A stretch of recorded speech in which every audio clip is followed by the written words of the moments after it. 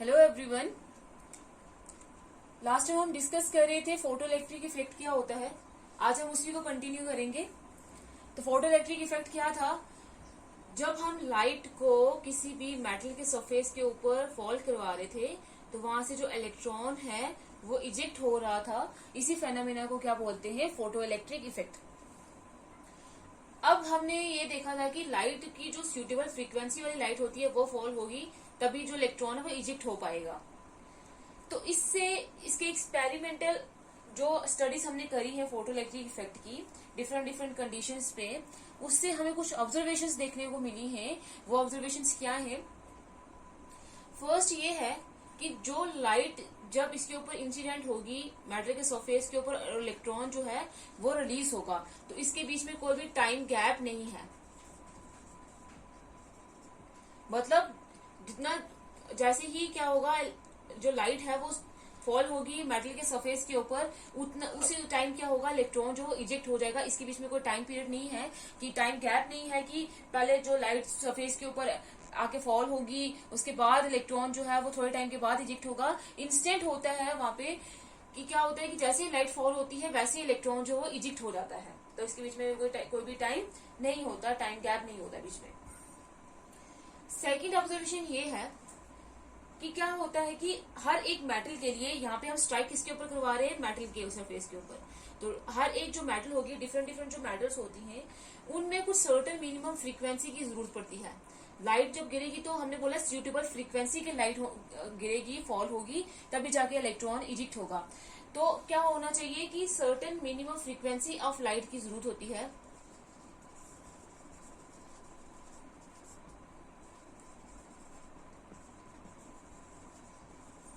Certain minimum frequency of light की जरूरत होती है, जिसके बिना जो इलेक्ट्रॉन है वो मैटर के सरफेस से इजेक्ट नहीं हो पाएगा। और इस मिनिमम फ्रीक्वेंसी को हम क्या बोलते हैं? Needed to eject electron. This minimum frequency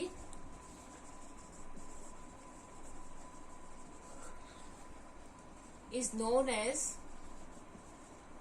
threshold frequency,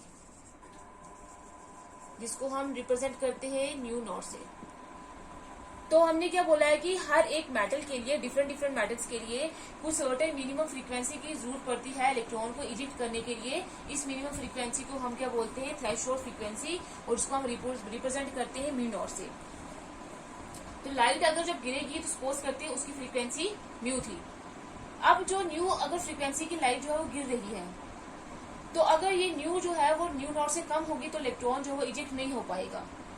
तो इलेक्ट्रॉन को इजेक्ट करने के लिए जो न्यू है, जो फ्रीक्वेंसी है जो हम लाइट फॉल करवा रहे हैं, उसकी जो फ्रीक्वेंसी है वो इस थ्रेशहोल्ड फ्रीक्वेंसी से हमेशा ज्यादा होनी चाहिए, तब इलेक्ट्रॉन जो है वो इजेक्ट हो सकता है।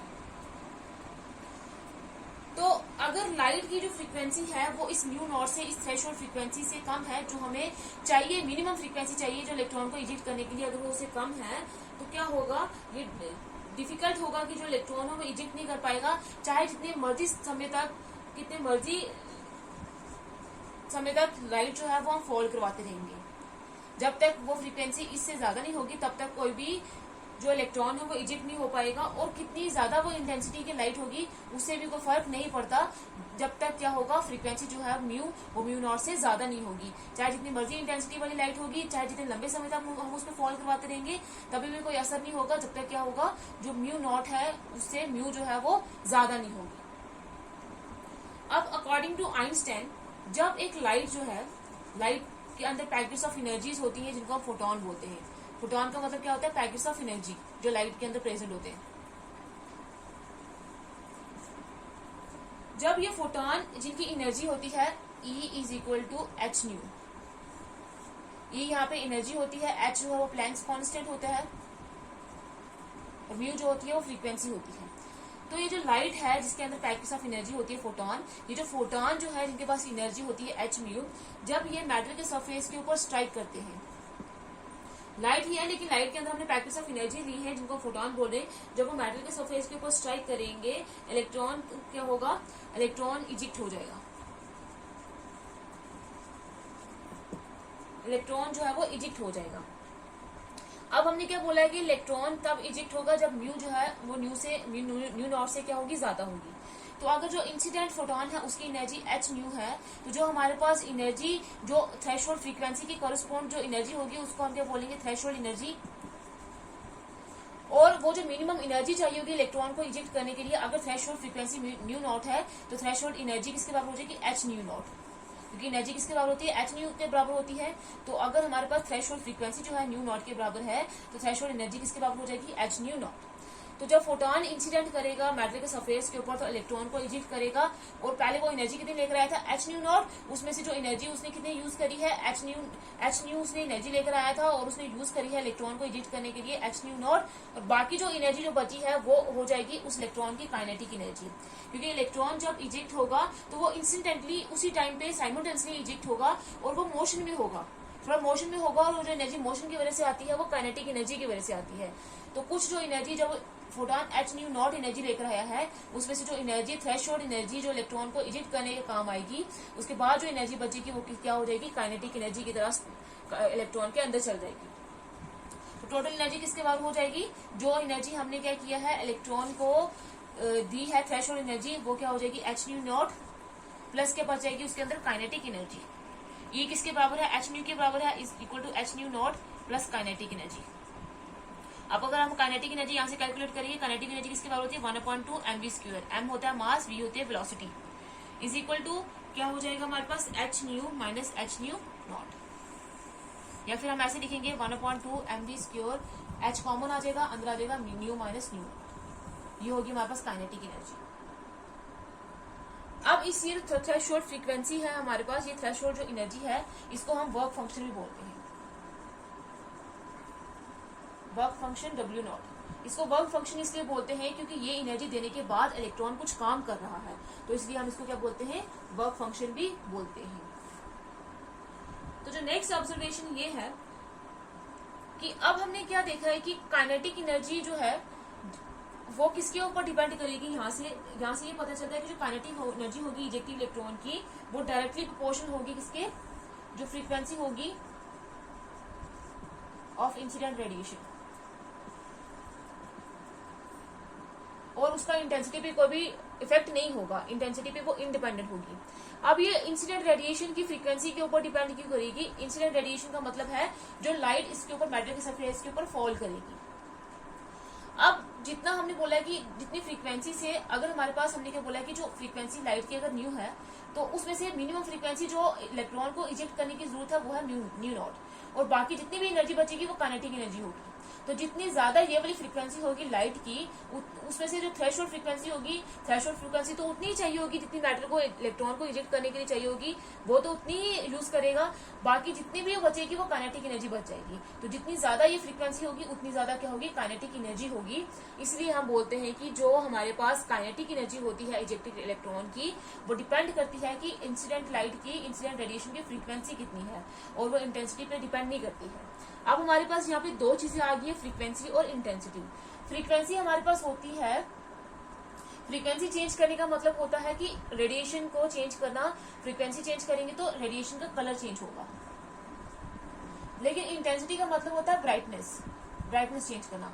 मतलब ये है कि हमने सेम लाइट को इंसिडेंट करवाया है लेकिन उसकी ब्राइटनेस चेंज कर रहे हैं। मतलब पहले डल रेड था, उसके बाद मीडियम रेड हुआ, फिर ब्राइट रेड हुआ, तो वो जो ब्राइटनेस चेंज करेंगे वो होती है इंटेंसिटी, वो किसी रेडिएशन की इंटेंसिटी बताती है। लेकिन जब कलर चेंज होता है तो फ्रीक्वेंसी चेंज होती है, वो अलग अलग रेडिएशन की फ्रीक्वेंसी बताती है। तो हम इसको ग्राफिकली देखेंगे कि काइनेटिक एनर्जी जो है रेडिएशन की कैसे फ्रीक्वेंसी के साथ चेंज होती है, और इंटेंसिटी के साथ वो बिल्कुल भी चेंज नहीं होती, उसको कोई भी इफेक्ट नहीं पड़ता है। तो हम ये ग्राफ ड्रॉ करेंगे, इस तरफ ले लेते हैं हम फ्रीक्वेंसी पहले, और ये लेते हैं kinetic energy of ejected electron. तो पहले जब ये हमारे पास फ्रीक्वेंसी यहाँ पे थी, न्यू नॉट यहाँ पे लेते हैं इस पॉइंट पे, तो पहले जब फ्रीक्वेंसी म्यू नॉट से कम थी तो तभी भी जो इलेक्ट्रॉन है वो इजेक्ट नहीं हो रहा था, तब उसकी फ्रीक्वेंसी इसके नीचे थी, तो काइनेटिक एनर्जी बिल्कुल जीरो थी। लेकिन जैसे ही जो इलेक्ट्रॉन जो फ्रीक्वेंसी है वो न्यू नॉट तक पहुंची, तो इलेक्ट्रॉन जो है वो थ्रेशोल्ड फ्रीक्वेंसी को ओवरकम कर गया, और इलेक्ट्रॉन जो है वो क्या करेगा, रिलीज इजेक्ट हो जाएगा। और इलेक्ट्रॉन इजेक्ट हो जाएगा, उसके बाद क्या होगा, फ्रीक्वेंसी इंक्रीज होने के साथ साथ काइनेटिक एनर्जी भी क्या होगी, इंक्रीज होगी। ये काइनेटिक एनर्जी है, ये फ्रीक्वेंसी है। पहले इस न्यू नॉट तक इलेक्ट्रॉन इजेक्ट हो गया, अब इस इजेक्टेड इलेक्ट्रॉन की जो काइनेटिक एनर्जी होगी वो इंक्रीज होती जाएगी जैसे जैसे हम क्या करते जाएंगे, फ्रीक्वेंसी को इंक्रीज करते जाएंगे। ये होगी हमारे पास क्या, फ्रीक्वेंसी के साथ। अब जब हम इंटेंसिटी के साथ लेंगे, फ्रीक्वेंसी यहाँ पे कांस्टेंट रखेंगे, इंटेंसिटी ऑफ लाइट।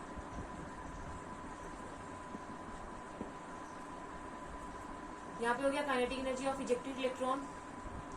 तो इसमें हम देखेंगे हमें कांस्टेंट वैल्यू देखने को मिलेगी।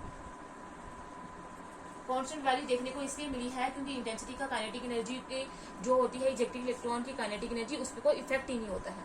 तो इसलिए हम बोलते हैं कि फ्रीक्वेंसी इंक्रीज करने के साथ काइनेटिक एनर्जी इंक्रीज करेगी, लेकिन इसका इंटेंसिटी पे कोई भी इफेक्ट नहीं होगा। अब जो नेक्स्ट ऑब्जर्वेशन ये है, अब इलेक्ट्रॉन तो इजेक्ट होंगे, लेकिन नंबर ऑफ इलेक्ट्रॉन जो इजेक्टेड होंगे वो डिपेंड करेगा intensity of the incident radiation पे।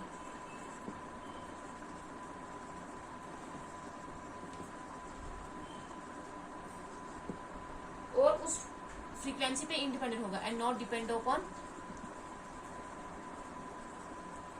फ्रीक्वेंसी। अब हमने सुटेबल फ्रीक्वेंसी वाली जो लाइट है वो इंसिडेंट करवा दी और इलेक्ट्रॉन जो है वो इजेक्ट भी होना स्टार्ट होगी। लेकिन अब कितने नंबर ऑफ इलेक्ट्रॉन जो इजेक्टेड होंगे वो डिपेंड करेंगे लाइट की इंटेंसिटी कितनी है, ब्राइटनेस कितनी है, वो अब फ्रीक्वेंसी के ऊपर डिपेंड नहीं करेंगे। क्योंकि हमने क्या बोला है कि लाइट जब इंसिडेंट होगी तो जो फोटॉन्स होंगे, अगर हम इंटेंसिटी लाइट की इंक्रीज करेंगे, ब्राइटनेस इंक्रीज करेंगे लाइट की, तो ब्राइटनेस इंक्रीज करने के बाद क्या होगा, जो लाइट के अंदर जो पैकेट्स ऑफ एनर्जी होंगे जिनको हम फोटॉन बोल रहे हैं, वो क्या हो जाएंगे, नंबर ऑफ फोटॉन्स जो होंगे वो इंक्रीज हो जाएंगे। और जब फोटॉन गिरेंगे, लाइट इंसिडेंट होगी मेटल के सरफेस के ऊपर, तभी इलेक्ट्रॉन इंजेक्टेड होंगे। तो ब्राइटनेस इंक्रीज करने पर, इंटेंसिटी इंक्रीज करने पर फोटॉन्स इंक्रीज करते हैं। तो नंबर ऑफ फोटॉन्स इंक्रीज करेंगे तो हमारे पास क्या होगा, फिर जो फोटॉन इंक्रीज करने से जो इलेक्ट्रॉन इजेक्टेड होंगे वो भी क्या हो जाएंगे, इंक्रीज हो जाएंगे। तो इसलिए हम बोलते हैं कि ब्राइटनेस इंक्रीज करने पे, इंटेंसिटी इंक्रीज करने पे नंबर ऑफ इलेक्ट्रॉन जो होते हैं, जो इजेक्ट होते हैं, वो क्या होना स्टार्ट हो जाते हैं, इंक्रीज होना स्टार्ट हो जाते हैं। लेकिन इसका इंटेंसिटी का काइनेटिक एनर्जी जो इजेक्टेड इलेक्ट्रॉन है उसके ऊपर कोई भी इफेक्ट नहीं होता, वो डिपेंड करती है लाइट की फ्रीक्वेंसी कितनी है। अब ये जो सारी ऑब्जर्वेशन है जो हमने फोटोइलेक्ट्रिक इफेक्ट से देखी है, ये काइनेटिक थ्योरी जो ये काइनेटिक एनर्जी है, फ्रीक्वेंसी है, ये सारी जो चीजें हैं, ये सारी जो ऑब्जर्वेशन है, वो इलेक्ट्रोमैग्नेटिक जो वेव थ्योरी थी वो एक्सप्लेन नहीं कर पाई। उसके बेसिस पे हम उसको एक्सप्लेन नहीं कर पाएंगे।